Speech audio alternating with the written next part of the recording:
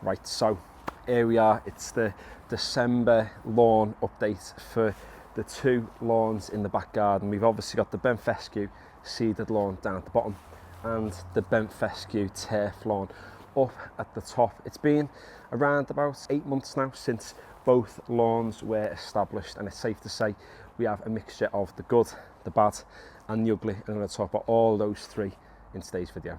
So let's start with the good then. Let's start with the positives, and I think this lawn is absolutely a massive positive. The big thing is that there is still a lawn in this space. This time last year it was pretty much all gone around the perimeter of this part. This patch was just a complete mud bath, and the rest of the lawn was really thinning out and starting to struggle. Now, what is frustrating is it's been really hard to watch it thin out over the past few weeks, past couple of months, but that's obviously inevitable with it being winter now. It obviously isn't nearly as thick as it was. However, there is still a nice density across the lawn. It's just obviously not looking half as good as what it did back in August, which it's obviously never going to do in the middle of December or back end of December at time of recording. But I think so far, so good. And I think it's for a few different reasons. Firstly, a hollow tine aerated this space sort of like mid-September time, which, you know, in hindsight now, I probably did a little bit too late, particularly for this lawn and the shade that it gets from the, obviously the size of the garage there and the fence up at the back.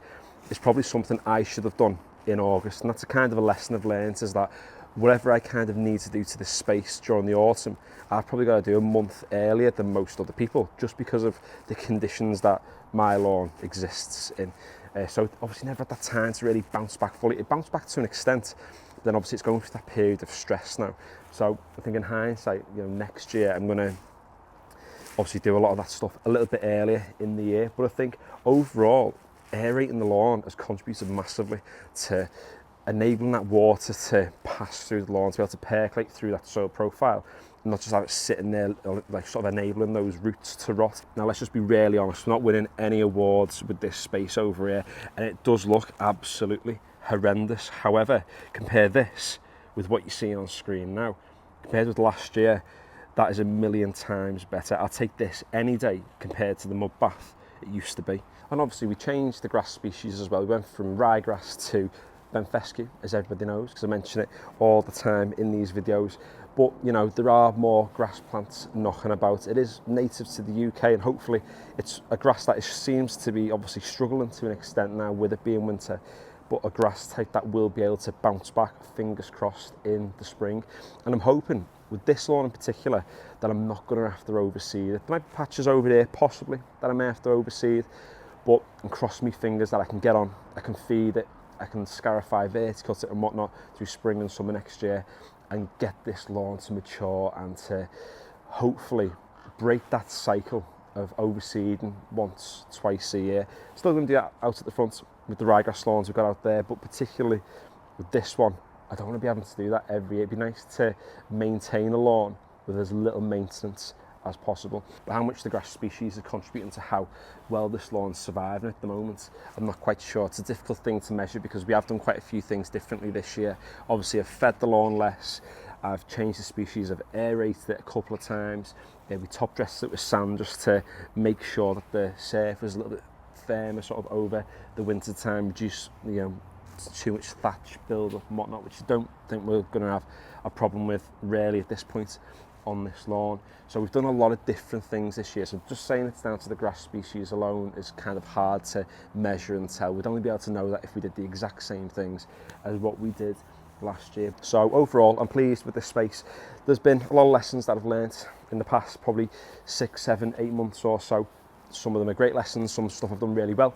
I'll continue to do again some things, like I've already said, which I'd probably change, adapt slightly next time. Maybe it won't be as heavy with the aeration, maybe it won't be as heavy with the top dressing, and I'll do those things a little bit earlier in the season, possibly even jobs that I might do in the spring, but not necessarily in the autumn next year. And that's what it's all about, lawn care. It's about learning your lawn, getting to know how things work. There are a lot of people who post in forums and on the comments of this channel with great advice, but there are some people who, you know, do one thing to their lawn and get great results and think that's going to be the case for everybody's lawns. And, you know, I do get a bit of stick from a few individuals, let's say, because they think I'm claiming to be an expert, but I've never ever once proclaimed to be the expert with the lawn care. I'm just learning on the go, and I would challenge anyone to have a lawn like this in a space with the challenges we've got and see if they could make something really dense and lush, because I'm telling you now, it is hard work.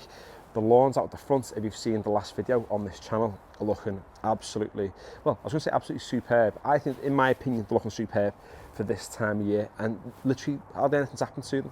I've just left them, I've cut them, and they've not deteriorated nearly as much. A patch has right near where the bush is at the front, and that's because it's sitting in the shade. And this lawn is like a ginormous version of that tiny patch out of the front. So the fact that we have some sort of density still across the lawn, done a percolation test recently as well, did it over there, over there, over there, and over here somewhere, and all the water has drained through, and we've got no water sitting at the surface. I just used the hollow tine aerator to actually punch a few solid cores in, and even this side where we have more sort of the heavier clay at the moment, we've not got any water sitting at the surface, which tells me everything we've done drainage wise on this space this year has been a massive positive. So I did say that in this video we'll be talking about the good, the bad and the ugly, and I think the lawn down at the bottom is certainly the good. These plants are the good as well, by the way, they're doing really well at the moment, but the bad and the ugly are saved for just the last lawn. I mean, maybe you think that the lawn down at the bottom's ugly, I don't know, but this one certainly is. I mean, there's worse things in the world. This being a big problem to me, I guess isn't a big problem in the grand scheme of the entire world. However, it is really frustrating. I'm a little bit annoyed with myself really, but also with the actual space, because it's not looking even fractionally close to what I wanted this to look like at this time of year. I know walking across this lawn isn't going to do it any favours just because of how thin it actually is, but I don't think the problem necessarily is just the grass species. Obviously ryegrass struggled on this space, and the Ben fescue is certainly struggling right now. I think the main issue we have is water retention. Did a percolation test on this one as well recently.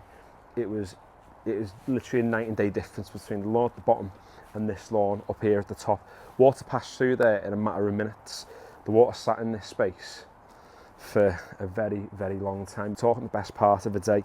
So the water obviously isn't passing through. The roots of the plants are beginning to rot, and we are tending to have now quite a bit of dieback, predominantly around the outside here. It seems to be the spaces which are closest to the plants. The grass has died off the most. Now I think this is probably for a few reasons. There's a big patch here, there's a big patch over there and over here.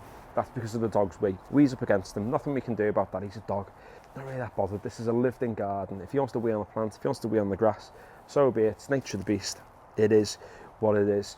But I think the rest of it is just to do with how much water the lawn's retaining. And again, the same stuff that I spoke about down at the bottom too. I just did stuff too late. I waited till September, mid-September, thought it'd be a good idea to actually hollow tine aerate it, to top dress it then, and it was just far too late for this lawn. It wasn't getting hardly any sun. It bounced back to an extent and then it struggled. If anyone's watched the video where we sorted this flower beds, we put some bulbs in there, and you can see the lawn in that video. I think it's the back end of October. It's looking, I was going to say amazing, it's not looking amazing. It's looking okay, it's looking decent. I thought, okay, if it stays there over winter, it's thinner than I want it to be, but it's not looking too bad. But the state that it's in now, it's really, really disheartening.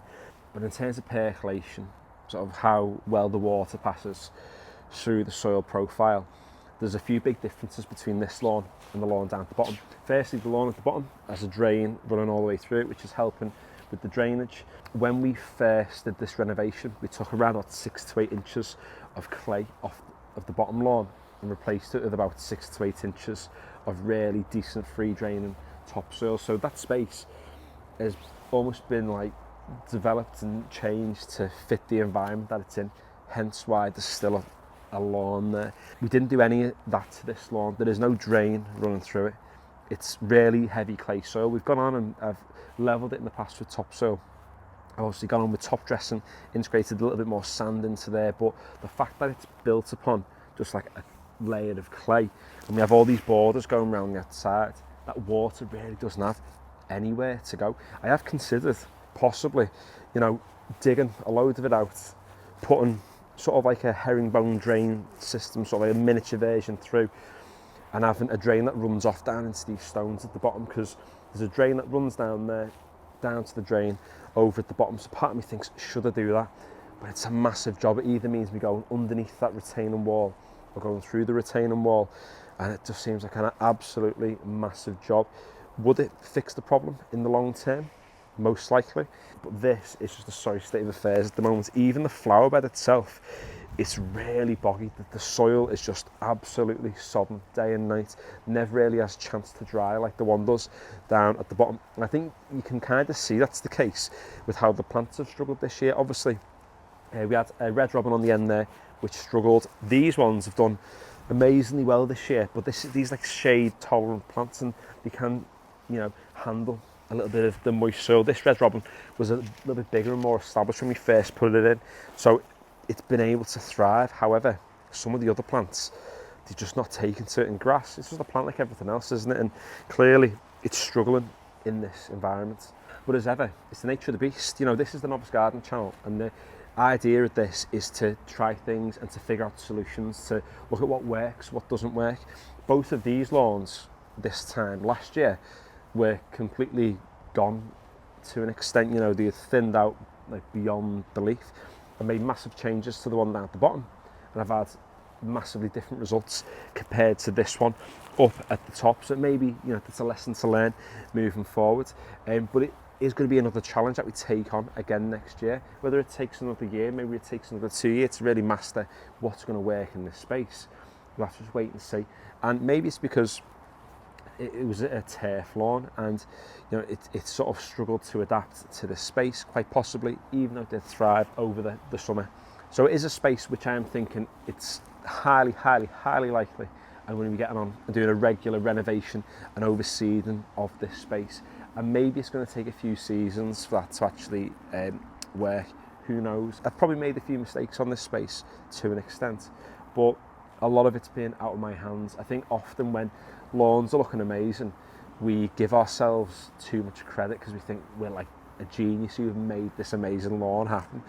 But I think 9 times out of 10, it is nature that just does it for you.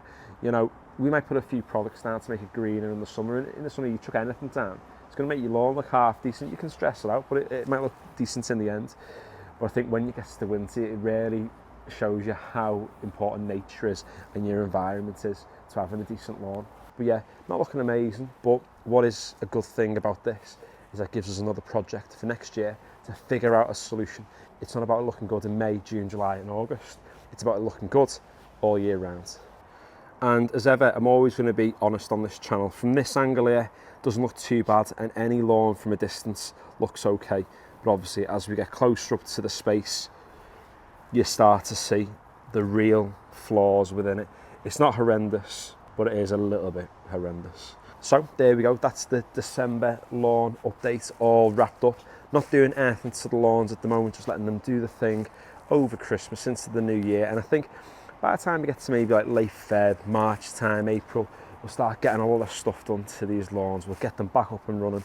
And I'm hoping by sort of end of April time, we've got both of these lawns looking absolutely pristine again, ready for the next summer, where fingers crossed they're going to continue to look as good as they did a few months ago. So thanks for watching today's video. Hopefully you appreciate the honesty and never want to pull the wool over your eyes by having super low angles and going, look how amazing the lawn looks, or only film when it's sunny. I mean, you can tell now it's cloudy as anything, but we've hardly had a sunny day, and when we have, we've been in work, which hasn't been a massive help. So yeah, you get to see the real reality of how these lawns are looking over the winter. If you haven't already, consider subscribing. I know most people who are watching this probably are already subscribed, so cheers for doing that, and see you all in 2025, where we're going to be cracking on with loads more lawn care and garden renovation videos. So yeah, finally, thanks for watching.